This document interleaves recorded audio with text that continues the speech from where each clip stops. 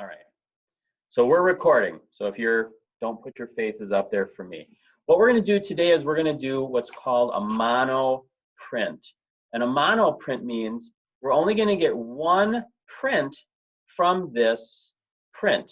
Now, I've done a couple, and in addition to a mono print, I've also done a ghost print.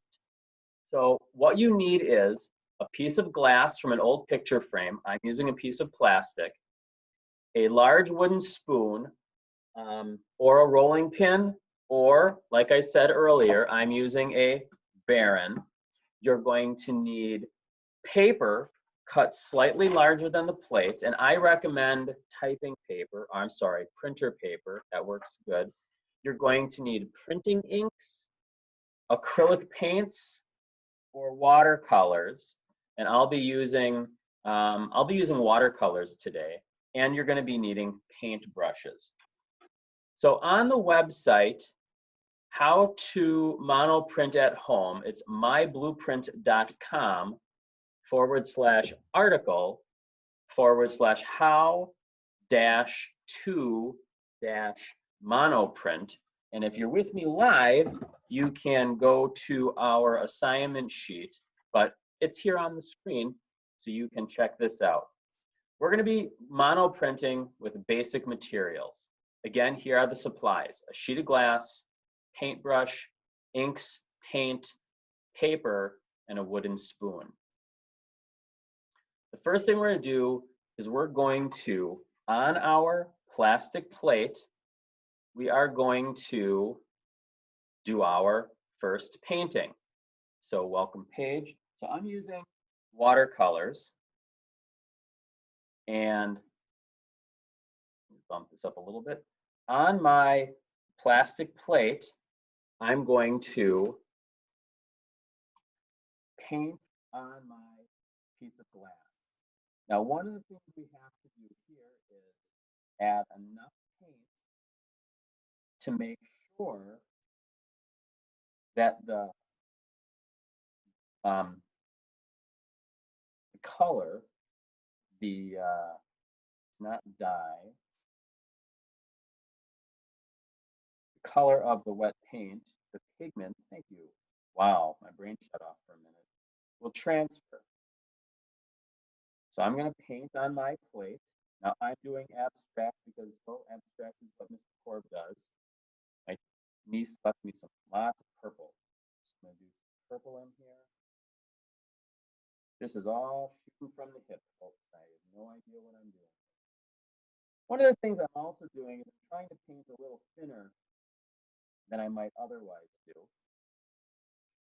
So like the image on the screen shows, I have painted. Now what I'm going to do is I have what's called a registration table. It shows me where my lines are.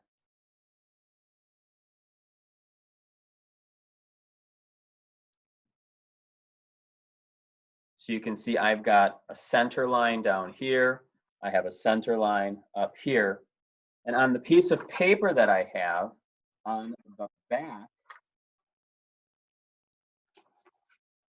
I have a T at the top and a straight line at the bottom. You don't worry about this yet, but this is me being a professional. I'm going to set my paper on my wet paper. I'm going to use my Baron. You can use a wooden spoon. And actually, I like to do this. I like to put a piece of scratch paper over the top of it to protect the back of my paper.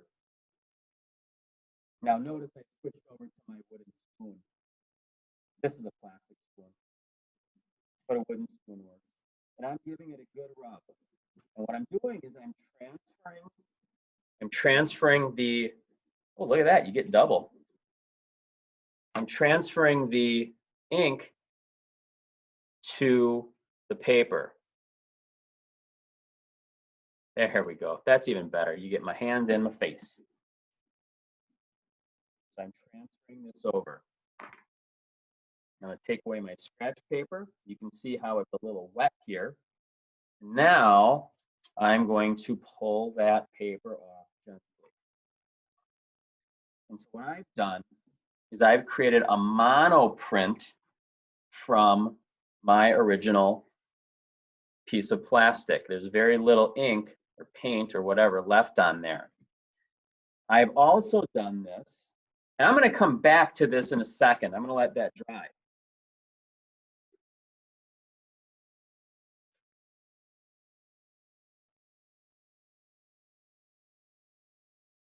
I also started this morning with, make me bigger, make me bigger. Oh, this is going to be great watching this later. Oh, you're going to be so happy you had your supplies.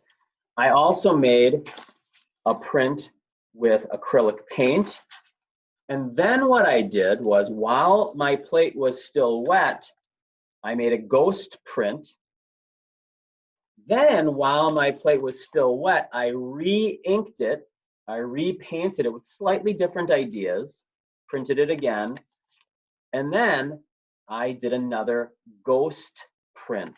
So these are going to be mono prints, and then I'm going to have a ghost print. So now, my watercolor is dry, or dryish. I'm going to add more colors. I'm going to take my watercolors back. And I'm going to add additional colors to this. So I'll get another brush out, and this time I'll use warm colors. Fill some spaces in. Now, because these are watercolors, they're not going to stay exactly on the plate where you want them. They're going to pool up to one another because water pools up to itself. It's a magical material. It fills the space it wants to. It's much like a child. It doesn't always do what you want it to. It kind of does its own thing. So there's my second color. Now, I've set up a very specific printing plate, a registration table, so that I can take my first piece of paper and I can line it up carefully. I think my voice is probably dropping. I've got it lined up. Now I can put my scratch paper over it to protect it. I'm going to take my Baron again. This time I'm going to use the Baron, not the wooden spoon. I mean, if you've got the right tool to use, why not use it?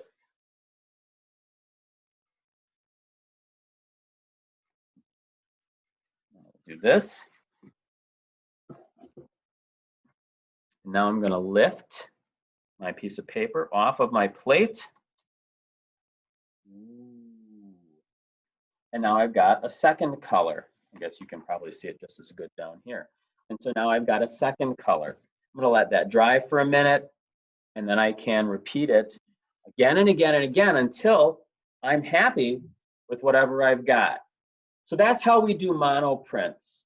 Let me take one last look at this set of instructions, which you can access online. Position your paper. This is why my paper is a little bit bigger, so it doesn't bleed off the edge of the paper.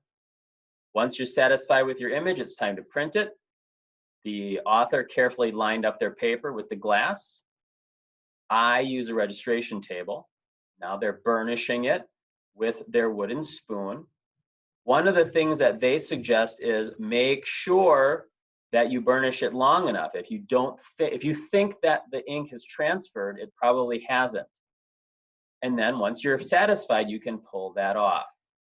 Then you can repeat the technique. In this case, they've painted a bird eating the plant, and there's the bird eating the plant.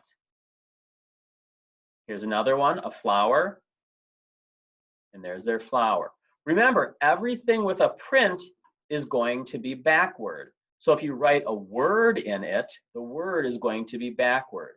Notice how in this case, the bird is facing to the left, but in the print, the bird is facing to the right, although this is upside down. So maybe George Baselitz is doing this.